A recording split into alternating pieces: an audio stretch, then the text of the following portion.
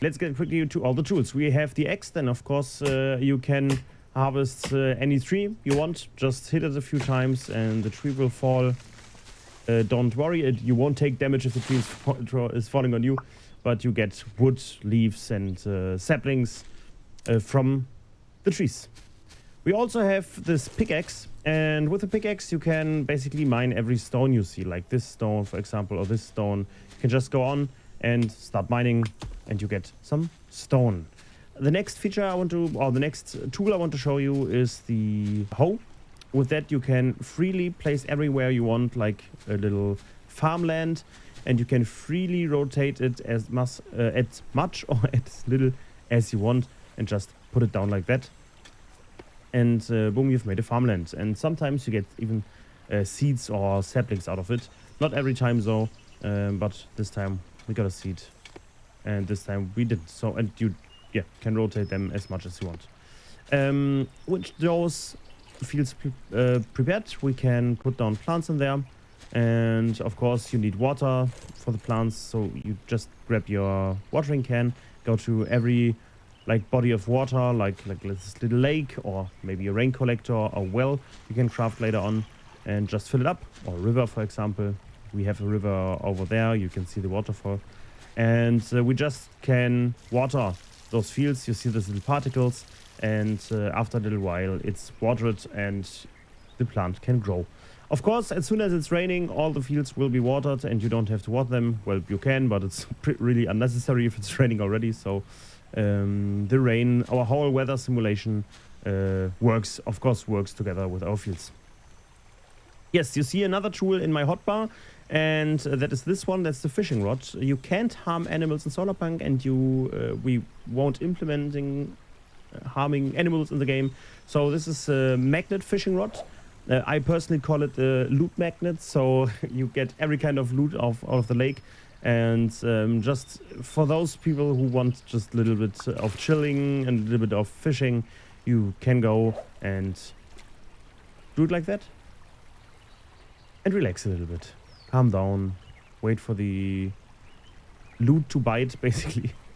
And you get all kinds of stuff. Like you saw, I got stone earlier, and as further the game progresses, like for example, if I find quartz on this island or on this island or on this island, I then also can find quartz in the fishing loot table. So it's like getting bigger, it increases the more stuff I find. So fishing is always a cool option. The next thing I want to show you, the next tool I want to show you, which is already also one of the big features of Solarpunk I want to show you in this video, is our build hammer. As you see already, right click to open the build menu. If you do that, you'll see like a building ring and all this stuff you can build. Like we can build a foundation down there, we can build little stairs, and you have alternatives as well. So you have the basic stair and you've also a half stair. So if you just want to build a shorter stair basically. We have windows, we have doors, we have even doors without windows, so you don't need glass to building them. We have different kind of walls, half walls, tri-walls, and so on, different kind of roofs. And let's just build a house together. As with the farmland, you can place it everywhere you want and even change the height of the building, like not in an unlimited way, but in a reasonable amount. And you can also rotate it completely freely, as much or as little as you like. So if you want to build a house like right here, let's do that real quick. And as you can see, as soon as we place something down, you don't have to aim precisely. It just snaps in position. So we can just build a house very, very easily. And we can like take a stair, for example, put it here. And you also see we have the rotate option. It rotates like, as soon as it's snapping, it rotates like the possible amount. Not like very precisely, but you can like rotate it in the possible amount to make it easier. And we also have a vertical flick. If I press that, the stair will automatically be right down there. So you have a nice stair going up. Yes, and we can build a little house. I made the building free. It's not free in the game, of course, but for this presentation, I've made it free. So we can build a little door, which we can open, of course, and just put down some windows real quick.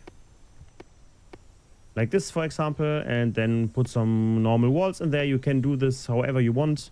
however you feel. And we also have different materials. So in this building ring, you see we have a lot of wood stuff, and we can press Q or E to go through those different building rings, those different building materials. And right here we have, for example, all our glass stuff. For example, we have these big glass walls you can use for maybe gardening houses, like greenhouses, or you can just build a big panorama roof. Or panorama, you could build a panorama roof, or as I'm building right now, like a panorama window for you to watch outside and see the other islands, because I think they're pretty beautiful. We also have brick stuff. So we have like those, this thing, for example, that's like a dormer kind of stuff. You can put it right there, and also the sun rays are going through there. It's pretty awesome, I think. We have, for example, like these corner pieces you can position right here, for example, and we have those normal pieces that are staying rotation wise relative to the player, so I don't have to change that every time. And also, yeah, we could put a roof up here, and now we have pretty quickly a pretty nice little house. What we also want to do is have a cool system for all those Animal Crossing players, for example, or basically everyone who likes to decorate. So we definitely put a lot of work into all of our decorations. We have like chairs you can rotate as much as you want or as little as you want. You can put it in your house. We also have shelves that automatically align to walls. So if you can see, it's automatically always stays on the wall, and we could like place it right here, for example. And we also have those plants we can basically put down everywhere, even on the armrest of the chair. And we also have stuff like this one, which is flower boxes we can put down basically on every wall we want, or it's snapping to the windows. So we do have some stuff right there. So you can decorate your house as much as you want. And you build that by crafting yourself a workbench or crafting table. This one basically. We have prepared a little developer chest as well. So let's quickly grab that and place it down in our little house. So we can put our crafting table, for example, right here, and put our research table next to it. As you can see, we don't have that many crafting recipes unlocked as of right now. We have the fishing rod, of course. We have the water can. We can't craft that in the quick crafting. And we have only 2 utilities. And we have no furniture at all. So overall, we do have little stuff to work with. But by building the research table, we can research a lot of the stuff. For example, we could research a beehive, and we could also like build the beehive then to make bees produce honey and so on. So we just could place it down anywhere where it's not like very steep. And as soon as you will find little bees flying around and collecting honey, storing their honey there and all the excess honey right there. So we can collect that as soon as it's ready and make, for example, honey or candles out of the beeswax. Yeah, we also have some more stuff like rain collector, a crate or a bed, which is pretty basic, I think, for survival games. You also have like a tier system, so we could unlock tier number 2. Let's do that really quick. And now we have access to even more stuff like the furnace you will need for smelting stuff like iron, which we need for the next tier, for example. And we also have like a well or like a furniture pack. Let's research that really quick. And you'll see that right now we have a lot of furniture unlocked because we just researched the furniture pack, and we can craft lots of different things. And all of those things, not all of them, but most of them, have little alternatives. Like we have different couch sizes, we have different table sizes, we have different table sizes for a small table, we have different chairs and so on. So we have like a picture, we could craft that one, and we could craft that one. We can craft like a carpet, like maybe a blue one. And we also could craft like a bookshelf. And now we could decorate our house even more.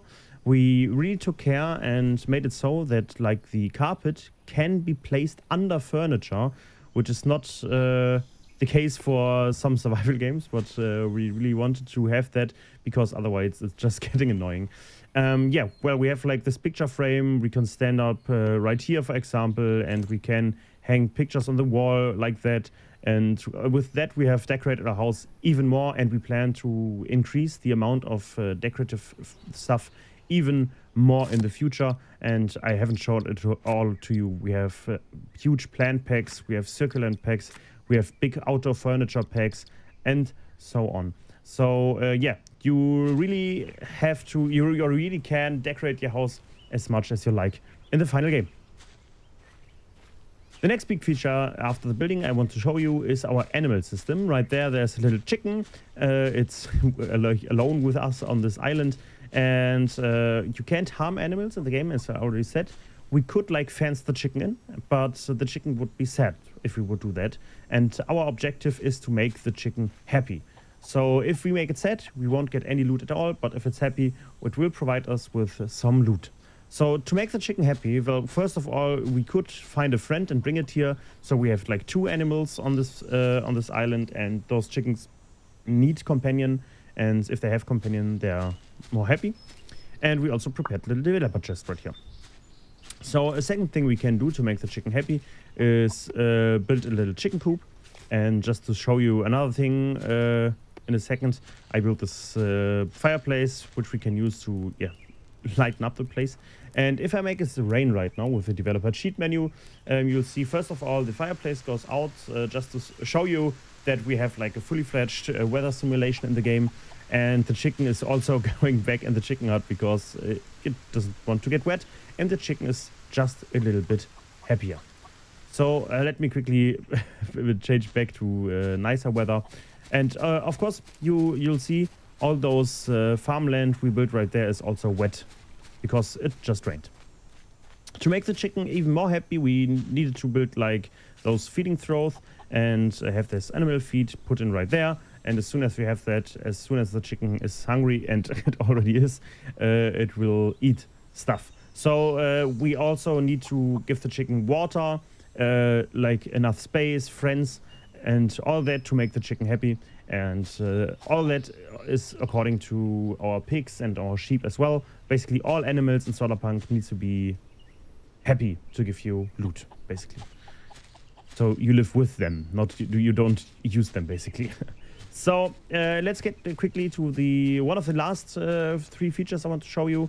But let's first like put down a chest and put some stuff in there, because our inventory will get quite full after the next developer chest. So let me quickly put some stuff in here like this and get the last chest. The last feature I want to show you is in the name as well. It's Solarpunk, and it's all about like renewable energy and changing the world with that. So we have the last developer chest right here, and I wanted to show you our electrical system because we have that as well. With electronics, you can really like speed up or really help you with certain kind of stuff. Maybe like sprinklers that keep your crops watered all the time, or even a farm bot that harvests the crops for you. Maybe you want to make an auto fisher that fishes for you all the time. Maybe you want electrical lights in your house so you don't have to replenish your candle every day or every night. Stuff like that is really going to help the player, as well as having the automating drill and stuff like that. It's always like very handy to have that kind of stuff, but you need to power it with electricity. So for example, we can place a solar panel right here, and now it produces strom, now it produces power, and this power, we can't see it. We don't know if it produces power, and we don't know how many. So we have this thing. This is our electrical network info display. We can just put it down here, and now we can connect this stuff with our little cable connectors. This is where you use to connect your electric devices. Just place one down. You see there's a cable right here. We can place it any way we want. We can even change like the connected connector and place another one right here, and you'll see it's already saw the solar panel which is connected, and we already have like electrical power going through there. Now we could power some stuff, for example, this weather station, and you'll see it's turned off right now, but we can also like put it on our network, and yeah, we got the info. We need 5 more power to do that. So why not show you this thing? This is like a wind turbine, which is generate electricity all the time, or at least if it's windy. And we could put it right here in our system, and now you'll see we have our windmill connect as well, making 15 power. And our consumers, like the weather station, consuming 15 power. So we have 10 power left. And we can now see all the weather information on here. the sunnier the day is, the more energy solar panels will provide. The more wind is there, the more wind energy is provided by the wind turbine. And of course, you need to build batteries and power banks to keep your energy at a good level and keep powering all your devices. As it's the same thing with renewable energy resources in real life, basically. So let's quickly show you another example for our energy system. We have this thing right here, which is our automatic fishing device. It's currently turned off, but we can connect it as well. It's not that pretty, but it will work. And we can even put them on here and connect them like that. But now, how do you connect two of these? It's very simple. You can go to every cable connector and pull a cable outside and connect it with another one. And now we'll see our weather station already turned off. So we do have not enough power. We need 20 more. So let's like at least 2 solar panels. Let's quickly place down 3 more. And yeah, to show you that we can place them everywhere in our solar or in our energy grid. It doesn't matter at all where we place them. So just place them right here. And also it doesn't matter if we take like the cable and make like crisscross patterns and stuff like that. You can do that, but you don't need to, basically. Like this, for example. Or like this. Now we have made a little house. But yeah, you'll see we have 4 solar panels connected. We have 1 mill connected. We have here our automatic magnet fisher and we have our weather station all connected to our system. We use 45 power, but we produce 55 power. And of course, you would see like batteries and stuff right there as well. So this is our energy system basically, and you'll see the automatic magnet fisher is already working and will provide every loot inside this chest basically. And the last thing I want to show you is our airship dock. We do have different islands after all, and you don't find the resources to build all this stuff on this first little island. So you need to gather maybe bricks, you need to gather different resources for the animals. For example, you need to start the research with corn. For all these energy stuff, you need copper and silicon and stuff like that.